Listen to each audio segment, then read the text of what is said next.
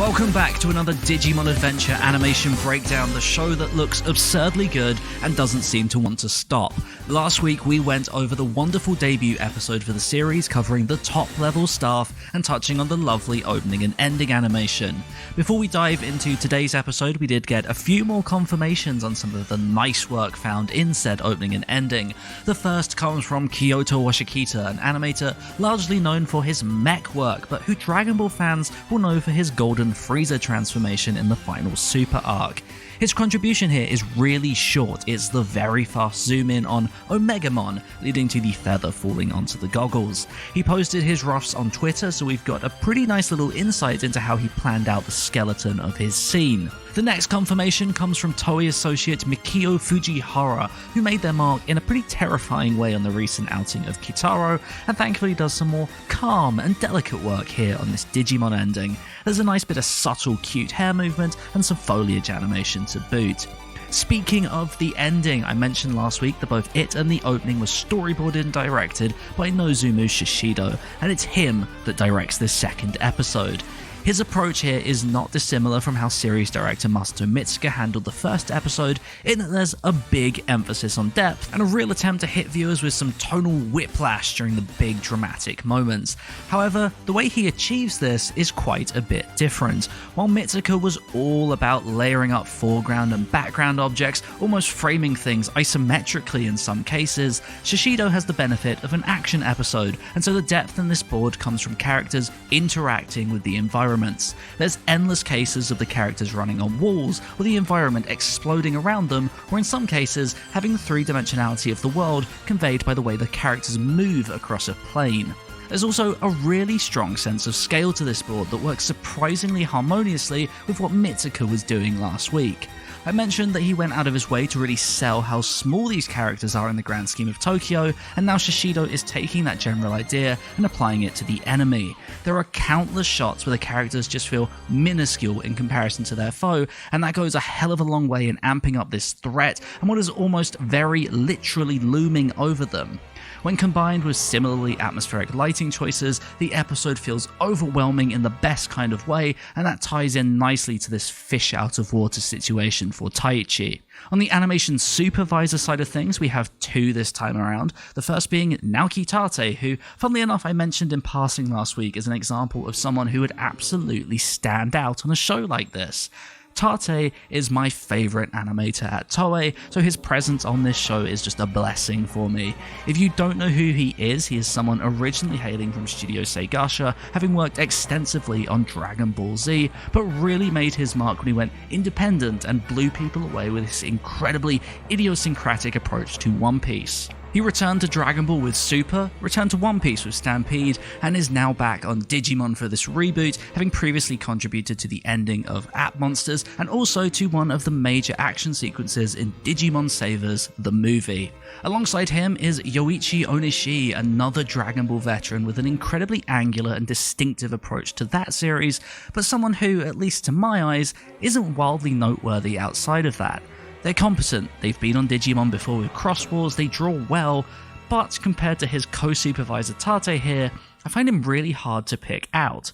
Tate's incredibly easy to see, the way he draws fabric is just so distinct. While a more conventional animator might focus on stiffer folds and definition through line work, you'll typically find Tate focusing more on the general shape design of the entire form, leaving the folds as small suggestions through line work with any sort of depth added through shading. While Akihiro Asanuma serves as the chief animation supervisor here and largely redraws all of the characters' faces for consistency's sake, there are still quite a few shots, particularly towards the end and in the submarine scenes, that allow Tate to come through uninhibited.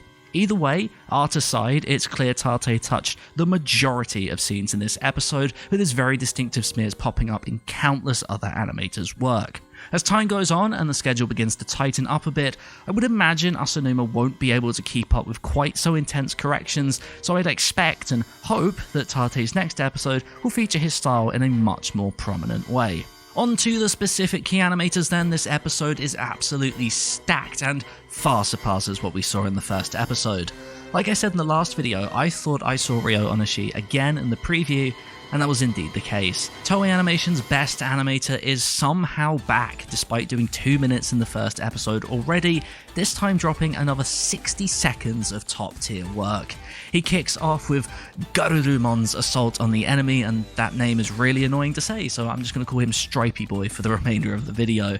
He also does Greymon's attack, and while I really do like the action parts here, it's actually the subtle character movement afterwards that caught my eye the most. It is not easy to do that kind of stuff, so to have ONISHI make those characters feel so alive like that is a great treat. However, the absolute highlight of his contribution in this episode comes later on with Taichi and Yamato's dual attack that begins with the most amazing bit of bouncy character acting as they scream in unison. It's all followed up with such astonishing, weighty effects that all combine together and result in an awesome explosion. His contribution wasn't my absolute favourite this week, but it was easily the most impressive as far as conveying weight and passionate movement. My favourite contributions this week come from TAKERU SHINOZUKA, who I mentioned very briefly last week for their work on the opening, and gave a bit of background information about how they're fairly new, but made an absurdly impressive mark on One Piece Stampede. They are firing on all cylinders at the moment and produced around 90 seconds of top tier action this week, carrying the episode more than anyone else. The first scene to mention is Greymon batting away the enemy in this awesome long shot take, interspersed by spectacularly dynamic shots with real rugged line work. Every bit of movement has these wonderful smears that generate little sparks of line work that are a bit of a trademark tell for him, I think. It's very slow and deliberate movement that is exactly what a character of that size needs to feel weighty. This is followed up by the antithesis of that, which is a real light, bouncy, ONISHI-esque character movement section as Taichi stumbles around, flinging the enemy away. This section is then wrapped up by Stripey Boy running across the walls, generating a neat bit of smoke and nicely demonstrating the interacting with the environment approach to depth that I mentioned earlier. SHINOZUKA just does not stop. He also does the section where Stripey Boy runs across the screen as the ground explodes around him, and it's another instance where basic things like having the character start in the foreground, drop to the middle, interact with the environment, and then bounce off into the background goes such a long way in conveying depth. You can see this over and over and over again, whether it be the awesome background animation with Greymon or the section where the two of them slam into the walls. It is clear SHINOZUKA understands every single component that makes for a good scene. He is already one of the most promising animators at the studio, and this is his first year as a fully fledged key animator. He has unbelievable talent, and I really hope he sticks around on this show. I haven't even mentioned his final contribution of Greymon dodging the vines, and frankly, I feel like it just speaks for itself. His work is easily my favourite this week. Following on, we have the meme man himself, Naotoshi Shida, coming in with what can only be described as a Shida scene. He has a formula. He sticks to that formula, so let's go through and check all the boxes. It kicks off with a bit of bendy-wendy camera badness as Stripey Boy dives into the smoke before Greymon joins him and we break into some wacky waving inflatable arm flailing tube man. This is followed up by I will not let you destroy my world! Before the most intense impact framed explosion, ending with another wacky waving inflatable arm flailing tube man. It is certainly Shida, and I have to say I actually quite like it since it's been a while since I last saw him animate creatures, and that brings a lot of freshness compared to what we typically see from him. The next noteworthy scene is from Masashi Yamada, someone who I first mentioned last week for their work on the opening. This time around, they're taking on something with a bit more drama, animating the vine attack towards the end of the episode. Much like ONISHI and SHINOZUKA, he knows that slow and deliberate movement conveys weight, and that is fundamentally clear in the arm swing here, which leads into some awesome crumbling debris that produces their trademark stunning smoke shapes. The way Taichi gets up is full of personality, and so is the way Agumon leaps back, but for different, far more terrifying reasons. It all wraps up with a neat beam build-up, and that is it for their contribution. I really love Yamada, and much like SHINOZUKA, I really hope to see them again throughout this series. Next up, we have Nobuhiro Nagata, the JoJo extraordinaire that I also mentioned last week for his work on the opening. This time around, he's handling the end of the episode with the reveal of Omegamon. He animates these really neat blocky effects as the egg begins to disintegrate, which adds a nice, appropriately digital feel to the animation. It's followed up by some really sweet fabric animation that appears to have been corrected by Tate just based on some of the smears in the initial few frames. It's a solid sequence, and it's rounded off by these really nice little effects in the eyes as we land on the close-up. Lastly, I want to talk for a short while about some of the support animators on board. Mamoru Hoshino is one of the top credited animators on this episode, and if you don't know who he is, that's probably a good thing because he's infamously quite terrible. But he is very, very fast, and it's essential to have people like that to fill in the gaps between your top tier sequences, which of course take a long time to produce. It's a good way to ensure your schedule doesn't die from going out on a single episode. Alongside Hoshino, we have some support from Studio 8-Bit in the form of Akihiro Ioku and Claire Launay, the latter of which actually makes her debut as a key animator here. Unlike Hoshino, the folks at 8-Bit are immensely talented and are probably most well known for their series That Time I Got Reincarnated as a Slime.